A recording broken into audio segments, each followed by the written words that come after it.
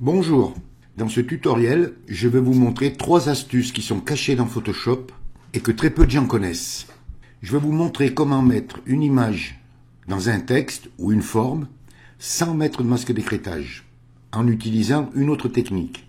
Ensuite, je vais vous montrer comment agrandir les images dans les vignettes de calque. Vous voyez, ça tient toute la vignette du calque, or qu'en général, c'est tout petit.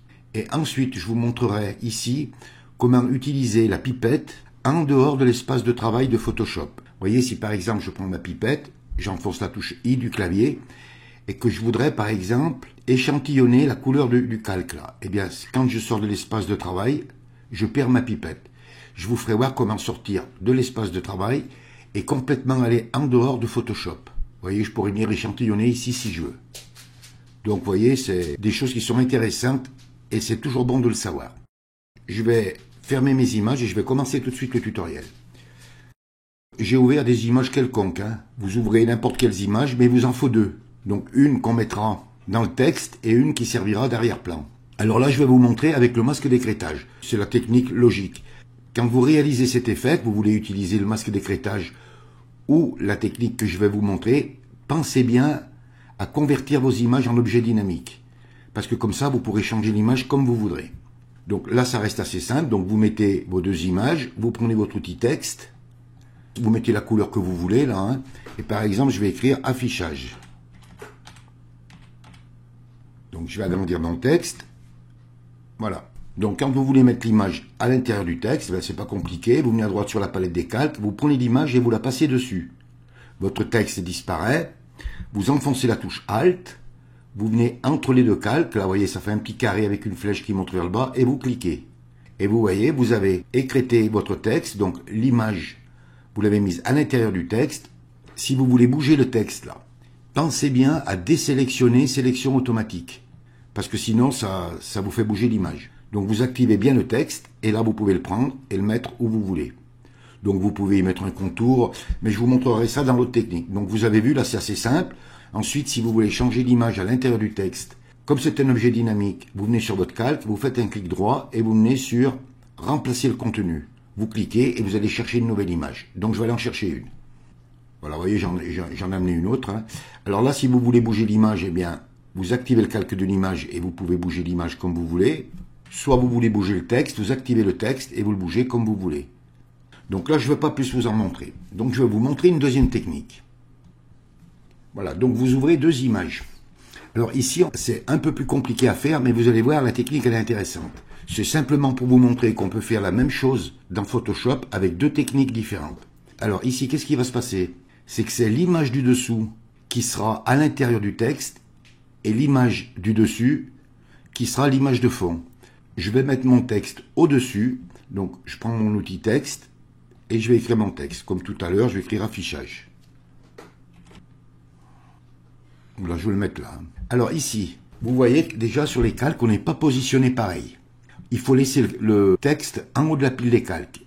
Donc je récapitule. On mettra l'image du dessous à l'intérieur du texte et l'image du milieu, eh bien, elle restera en arrière-plan. Donc vous activez le calque du texte et vous faites un double clic sur l'arrière du calque pour ouvrir style de calque. Ça vous ouvre style de calque. Donc vous vous assurez bien d'être sur option de fusion et vous venez ici là sur opacité du fond. Vous prenez l'opacité, vous la mettez à 0. Vous voyez, votre texte a disparu. Ensuite, vous venez ici sur masquage. C'est marqué 100. Vous cliquez et vous vous mettez sur superficiel. Profond, ça ne fonctionne pas. Donc bien sur superficiel et vous cliquez. Et vous voyez, ça fait réapparaître votre texte, mais on n'a pas d'image. Et vous dites OK. Bon, jusque-là, vous allez dire, ben ma foi, on n'a pas fait grand-chose. Comment maintenant faire apparaître l'image du dessous dans le texte? Vous venez à droite sur la palette des calques, vous enfoncez la touche CTRL et vous activez le calque d'en dessous. C'est-à-dire que vous avez le texte et le calque d'en dessous qui sont actifs. Et on va créer un groupe. Pour ça, vous enfoncez les touches CTRL plus G. Et regardez bien, l'image va apparaître. Et voilà. Alors on se rend bien compte que l'image du bas est à l'intérieur du texte et que l'image du milieu est l'image d'arrière-plan. Alors ensuite, ce que je vais vous montrer là, vous pouvez le faire avec la première technique que je vous ai montrée tout à l'heure. Vous ferez exactement les mêmes choses. Vous venez à droite sur la palette des calques et vous activez votre calque du texte. Vous venez sur le T de texte, vous cliquez, ou alors sur le T du clavier, Et vous venez ici, là, vous voyez, ça fait un T avec une petite forme, là. Vous cliquez. Vous venez ici, là, sur style, vous cliquez et vous pouvez mettre une arc, vous voyez. Alors là, vous pouvez la régler si vous voulez, hein. Vous voyez, vous pouvez le prendre, le bouger. Et là, vous pouvez mettre la forme que vous voulez, hein. Par exemple, en montée, en drapeau. Ici, vous pouvez faire des inflexions comme vous voulez. Vous pouvez le régler comme à votre guise. Alors, par exemple, que je vais le mettre en arc. Et vous dites OK. Maintenant, vous voudriez, par exemple, mettre un contour ou une ombre portée, par exemple. Vous revenez sur votre calque, vous faites un double clic sur l'arrière du calque, et par exemple, vous venez sur ombre portée, là. Vous cliquez, et vous voyez, ça vous met une ombre portée. Donc, j'apporte pas de changement. Vous pouvez changer la couleur ici et faire tous vos réglages. Ensuite, si vous voulez mettre un contour, par exemple, vous venez ici, là, alors pas sur celui-là, contour, hein. Ça, c'est le contour de biseautage et estampage. Vous venez sur celui-là, vous cliquez sur contour, et vous voyez, ça vous met un contour. Et là, de la même façon, vous choisissez votre taille, ici, intérieur et extérieur au centre, hein, vous faites comme vous voulez. Et ici, vous pouvez changer la couleur. Et je dis OK. Maintenant, supposez que, je vais bouger mon texte, voilà. Par exemple, vous dites, ben, je voudrais changer mon texte. Donc, vous prenez votre outil texte, raccourci clavier T, vous activez bien le calque du texte et vous venez ici, là. Vous voyez, votre curseur, il change. Et vous cliquez. À partir de là, vous faites retour arrière. Et par exemple, je vais écrire Bruno. Je peux aller à la ligne, par exemple, et puis je peux écrire source. Voilà. Vous venez sur le petit astérix, là, vous cliquez pour accepter. Vous reprenez votre outil de déplacement raccourci clavier V, et là, vous pouvez bouger votre texte comme vous voulez. Vous pouvez le réduire, l'agrandir, le positionner où vous voulez. Si par exemple, vous voulez changer l'image maintenant à l'intérieur du texte, eh bien, vous venez sur l'image qui est à l'intérieur du texte, vous faites un clic droit, remplacez le contenu, vous allez chercher une image quelconque, je vais prendre celle-là par exemple, et voilà. Alors s'il faut la réduire, eh bien, vous n'hésitez pas à la réduire, hein. Voilà. Et ça ne vous empêche pas, en activant le calque du texte, vous pouvez prendre votre texte et le déplacer, voyez, et l'image, elle change à l'intérieur. Alors, le seul petit inconvénient qu'il y a là, c'est par rapport à ici. Si par exemple, je ferme mon image d'arrière-plan, donc vous apporterez tous vos effets que vous voulez, comme je vous ai montré, vous pouvez supprimer, fermer l'œil de l'arrière-plan et par exemple, l'enregistrer en PNG. Et ici, vous ne pourrez pas. Parce que si je ferme, regardez ce que ça donne. Vous voyez, les images réapparaissent. Donc, il faudra bien le faire sur le fond définitif, que vous mettrez donc au milieu, et ensuite, vous mettez à l'intérieur l'image que vous voulez, que vous pourrez changer comme vous voulez. Donc voilà, vous avez vu qu'on peut mettre une image dans un texte, où vous pouvez le faire avec une forme, hein, sans aucun problème, avec une différente technique que le masque d'écrêtage, et ce qui montre bien que dans Photoshop, on a toujours une solution de sauvetage, on n'est pas obligé d'utiliser toujours la même technique. Donc voilà, vous avez compris, hein, ça vous aidera, parce que moi ça me rend bien service, ça. Je l'utilise souvent dans certains montages que je fais. Donc on va passer à autre chose maintenant. Alors maintenant, je vais vous montrer comment agrandir l'image dans la vignette des calques. Donc je vais remettre tout ça normal. Par exemple, vous faites un travail. Alors moi j'ai pris des drapeaux, hein, mais vous pouvez, tout ce que vous détourez, que vous dupliquez, ça sera exactement la même chose. Par exemple, ici, moi j'ai détouré tous mes drapeaux. Je détourne tous mes drapeaux, j'en ai 30 ou 40. Et vous voyez, ben, ils sont tout petits là. Alors, bien souvent, qu'est-ce qu'on fait? Ben, on va les nommer. Pour éviter de les nommer, on va remplir la vignette, justement, de l'objet qui est dans la vignette. Alors, vous me direz, si j'ai 30 ou 40 drapeaux, je peux toujours activer sélection automatique. Et puis, par exemple, venir cliquer sur mon drapeau, vous voyez, ça me le sélectionne et ça me sélectionne le calque. C'est plus facile d'avoir des grandes vignettes que plutôt de faire ça. Alors, il y a deux solutions pour le faire. Je vais vous montrer la première. Donc, vous venez ici, là. Vous voyez, sur les petits traits, là. Vous cliquez. Et vous venez ici sur Options de panneau. Et vous cliquez. Ça vous ouvre une fenêtre. Alors, moi, je vous conseille ici, là, dans les tailles des vignettes, de mettre sur grand, hein, comme moi, là. Et ici, vous voyez, c'est marqué Limite du calque. Vous cliquez dessus. Et vous activez les 3 cases, là. Et vous cliquez sur OK. Et voilà. Vous avez rempli votre vignette. À partir de là, vous voulez le drapeau français, ben vous voyez où il est, le drapeau belge, le drapeau italien, anglais, et ainsi de suite, hongrois. Donc je vais vous montrer une deuxième technique pour le faire. Donc vous voyez, je vous rappelle, hein, vous venez sur Options de panneau, et vous cliquez Limite du calque. Donc là, je vais le supprimer. La deuxième façon de faire, vous venez sur une vignette de calque, sur n'importe laquelle. Vous faites un clic droit.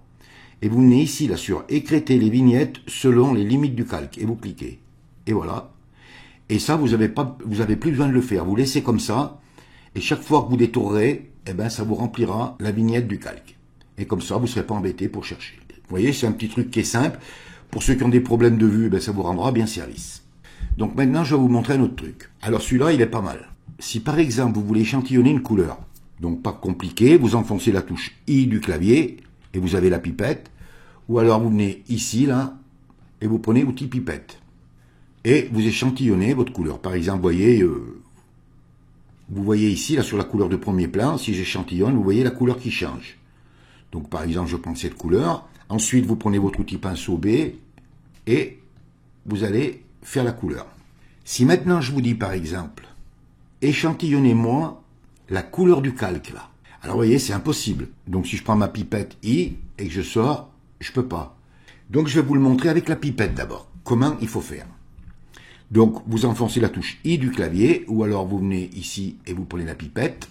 Alors je vais vous donner deux techniques parce que je me souviens dans les anciennes versions de Photoshop, je m'y prenais pas pareil. Et là, ça a changé. Donc, je vous donnerai les deux techniques. Ce que vous faites, vous venez dans votre image et vous échantillonnez. Par contre, votre clic gauche, vous ne le lâchez pas.